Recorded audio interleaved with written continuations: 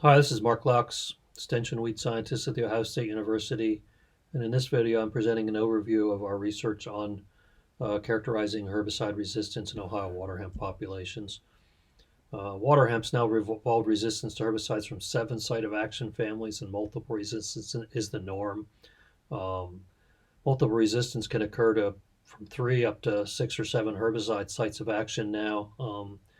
We're sort of on the low end of that still, but in areas like Illinois, where they've been selecting for water hemp resistance for a longer time than we have, it's more typical for them to have resistance to some herbicides aside from just the ALS and glyphosate in site 14 that we've been finding most typically. Site of action groups are shown here that it has resistance to. We assume it's all group 2 resistant. Most of the water hemp in Ohio is also group 9 resistant.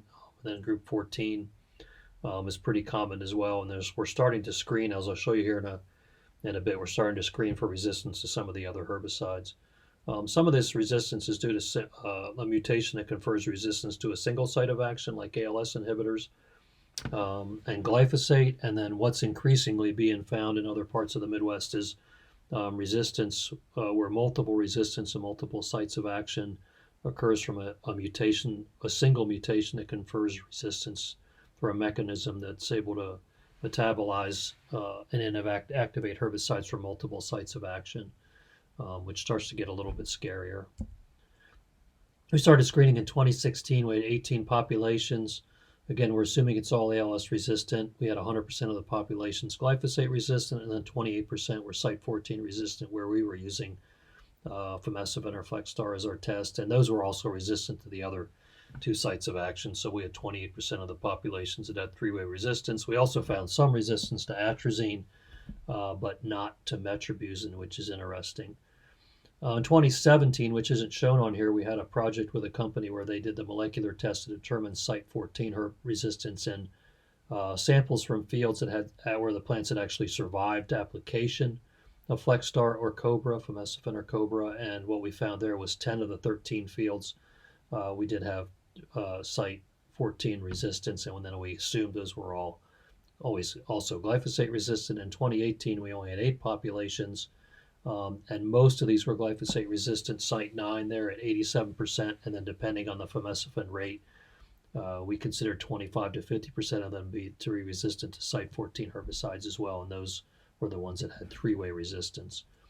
We switched gears a little bit with the 2019 populations. We included Famecivin still, but we started a different track using atrazine, mesotrophin, and 2,4-D.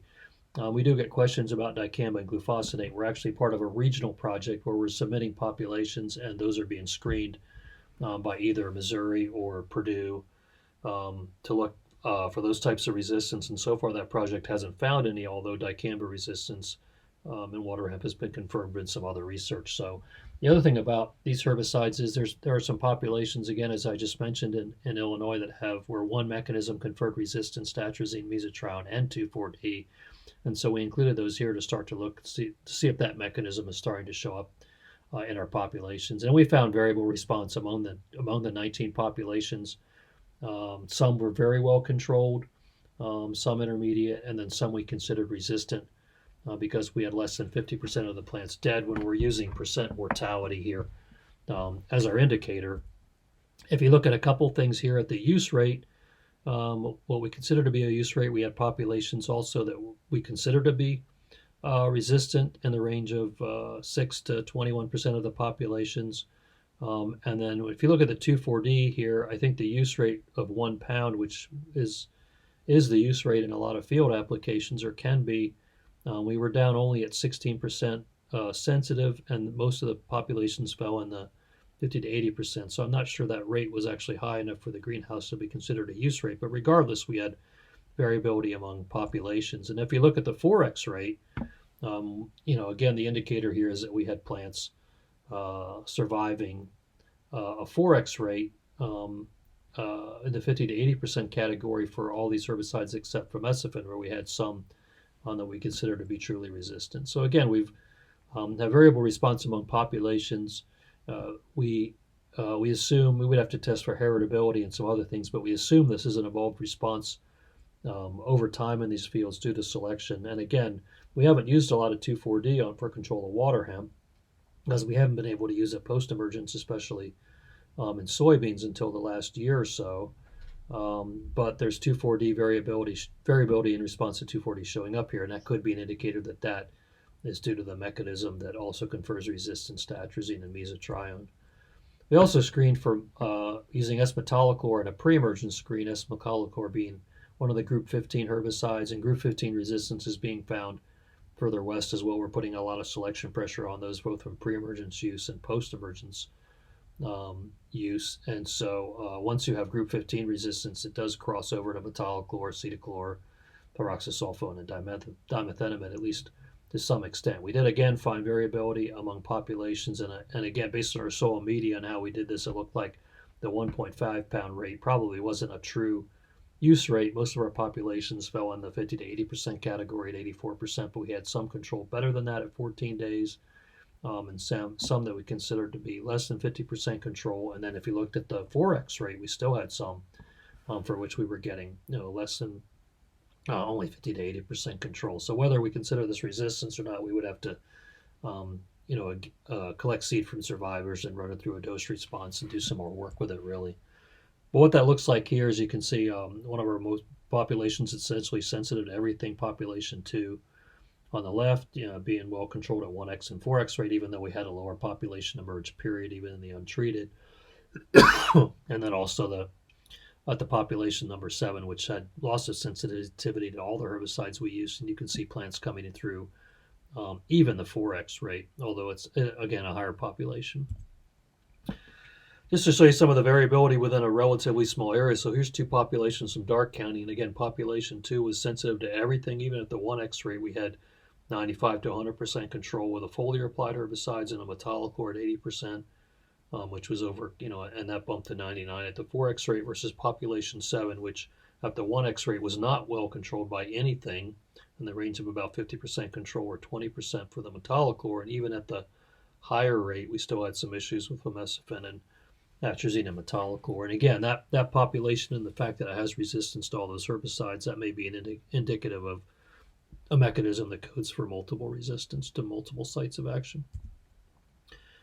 And that's based on percent mortality for the foliar applied herbicides. If you look at what these plants look like, because the other part of this is, how well do surviving plants come back and re-go, and do they in fact do that? So here's mesotrione in one of the least responsive populations, least sensitive. You can see not a lot of mortality at the 1X rate on the left, and plants that are injured, but looks like they're coming back and starting to do, probably outgrow that, versus a 4X rate with a lot of mortality, and the surviving plants are not doing that well.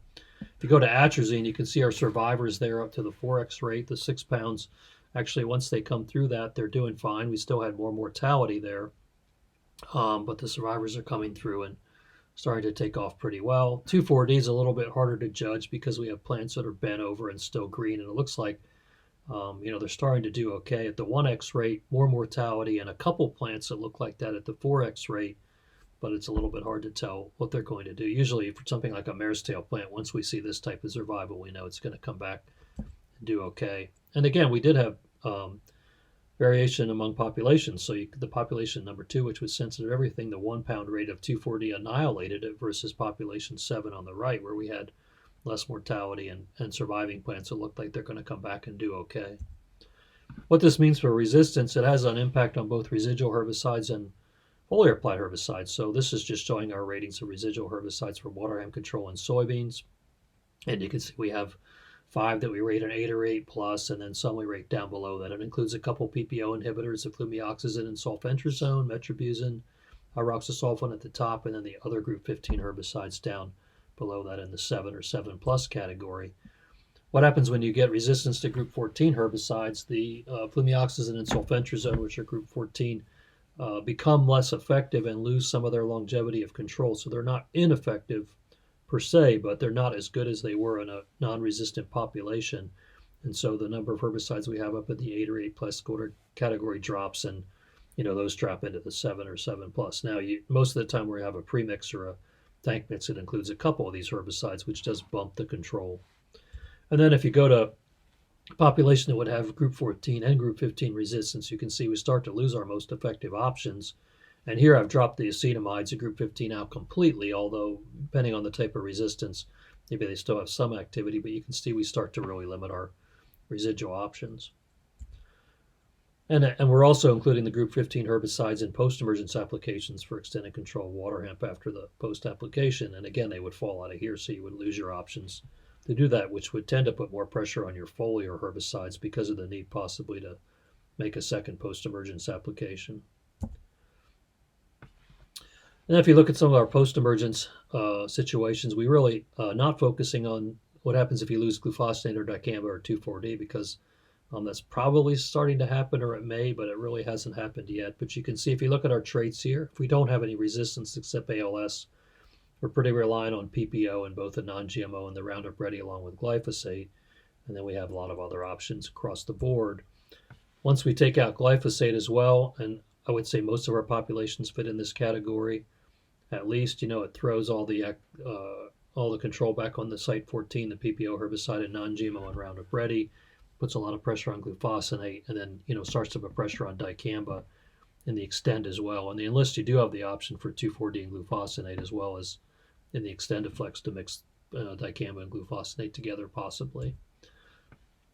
And again, a lot of our populations have three-way resistance, so then once you've lost your site 14 herbicides as well, your PPOs, you're out of the non-GMO and Roundup Ready business pretty much, and you have to plant one of the other traits, either something that has glufosinate resistance or dicamba or 2,4-D. And again, you start to look at some of these systems like, where we're using glufosinate exclusively post or exclusively dicamba, and start to think about the selection pressure we're placing on that and how long those will last. And again, this is why we consider it to be important to scout fields in mid to late season and look for the water hemp that are surviving, herbicide programs, and assume that some of those plants are resistant, and make some effort to try to prevent seed, so we're not just on this continuous roller coaster of using something that's effective, developing resistance, having to switch, and then, basically is what's been happening west of us and why it has, up to 7-way resistance in some fields. And there's where our information can be found along with my contact information.